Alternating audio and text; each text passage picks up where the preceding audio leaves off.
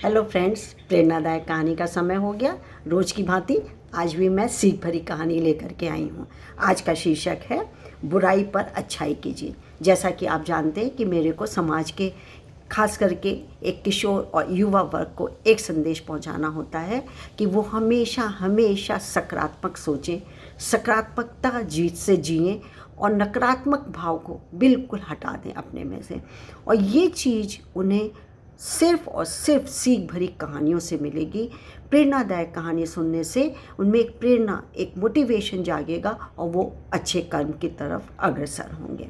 आज की कहानी जैसा मैंने बताया, बुराई पर अच्छाई की जीत।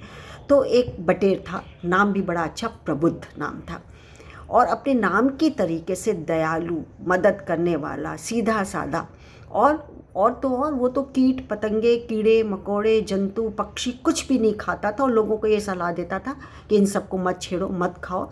खाने के लिए फल फूल अनाज इतनी सारी चीज़ें हैं, पेड़ पत्ते हैं, उनको खाओ, उनसे पेट भरो, लेकिन कीट पतंगों को नहीं छेड़ो। अब सारे लोग तो बड़े खुश होते थे कि चलो हमको अच्छी सलाह मिल रही है, अच्छा बटेर का साथ मिला है, अच्छी चीज़ हमको सीख देता है। और वो लोग अपना कंद फूल फल पेड़ में जो उगते थे वो खा के गुजारा करते थे। लेकिन एक चील थी, मनी मन कुढ़ती थी, जलती थी।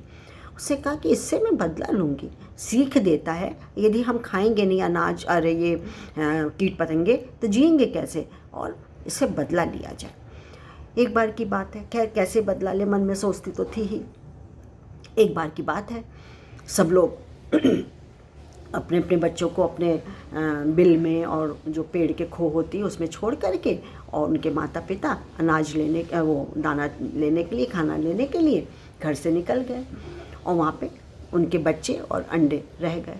इतने में क्या हुआ कि एक सांप वहाँ पर उनके बिल की तरफ जाएगा। जो बच्चे जहाँ अंडे थे वहाँ पे वो चील के बच्चे थे, चील के भी थे और बगल में और भी जो पक्षी थे, पशु पक्षी, उनके भी अंडे थे। देखिए सांप जो कि था वो चील के बच्चों के अंडे की तरफ बढ़ रहा था। चीखने लगे बच्चे, चिल्लाने लगे। ऑब्वियसली सुन करके बटेर बाहर आया, देखा नाग घुस रहा है, बस टूट पड़ा। ये क्या कर रहे हो, ये मेरे इलाके में तुम कैसे आ गए? बोले अरे चील का बच्चा, मैं खाने आया हूँ। तो उससे कहा कि तुम्हारी ये हिम्मत, बटेर ने कहा, तुम्हारी ये हिम्मत कि तुम चील के बच्चों को छू भी लो, मैं तुमको ये काम करने नहीं दूंगा। बोले चील तो तुमसे इतना जलती है, रोज रोज तुमको मार डालने के लिए वो मतलब खोजती, मौका खोजती, अवसर खोजती हो, तुम उन्हीं के बच्चों की रक्षा करती हो, वो तो तुम्हारी बहुत बुराई करती है। बोले करने दो, उसकी जो आदत है वो करेगी, मेरी जो आदत है, उसकी बुराई करने की आदत है, सोचे वो बुराई, मेरी भलाई की मैं भलाई सोचूंगा, लेकिन मैं तुम्हें इनके बच्चों को छूने तक भी नहीं दूंगा, और ऐसा किया भी तुमने तो मैं तुम्हें मार डालूंगा या लोगों को शोर मचा करके तुम्हारा जो कि काम तमाम भी हो सकता है। बड़ा गुस्सा आया नाग को, सांप को। उसे कहा मैं इसका तुमसे बदला लेके ज़रूर रहूँगा, और फुफकार करके वो निकल गया। शाम को चील आई। चील के बच्चों ने कहा आज बटेर चाचा ना होते तो हम तो बचते ही नहीं, और पूरी पूरी का राम कहानी सुना दी। चील कहाँ मानने वाली थी, वो तो और कुड़ गई। जल कुकड़ी जो थी बस बोली वो मेरे इलाके में मेरे बच्चों के पास आ गया, अब तो मैं उससे जान से मार के रहूँगी। मन में सोचे लगी और सोचते सोचते सोचे क्या करें। तो गिद्ध से उसने सहायता ली। बोले गिद्ध जो कि है तो मेरा भी दुश्मन, लेकिन चलो पूछ के देखते, वो उससे ज़रूर बदला लेगा, मार डालेगा।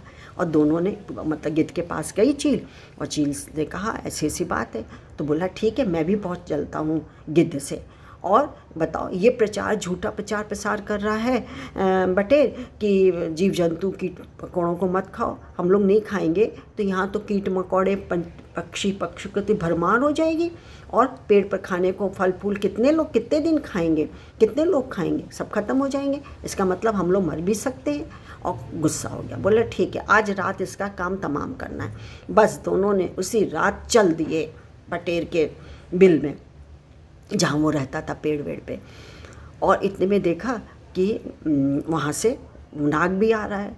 तो नाग क्यों फुफकारते आ रहे हैं? अब आपस में तीनों मिल गए, चील भी, गिद्ध भी और नाग भी। और इन तीनों की तो दुश्मनी होती है आपस में। भले कभी किसी मजबूरी वश, अवसरवादी की वजह से, वादिता की वजह से वो एकजुट हो जाए, लेकिन अब एक दूसरे को देखा और टूट पड़े एक दूसरे पे, भूल गए कि हमको बदला लेना है, बटेर से बदला लेने के लिए आए, भूल गए और एक दूसरे पे वार नोचा खांची करके एक दूसरे का काम तमाम कर दिया। यानी आप देखिए कि अब जीत किसकी हुई, बुराई पर अच्छाई की जीत हुई ना।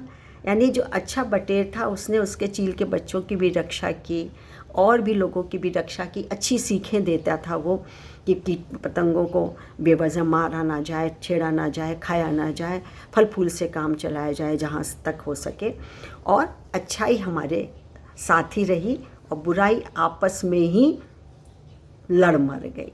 तो साथियों, हमें भी ऐसे ही बनना है, अच्छा बनना है, अच्छा उपदेश देना है, सकारात्मक सोच रखनी है।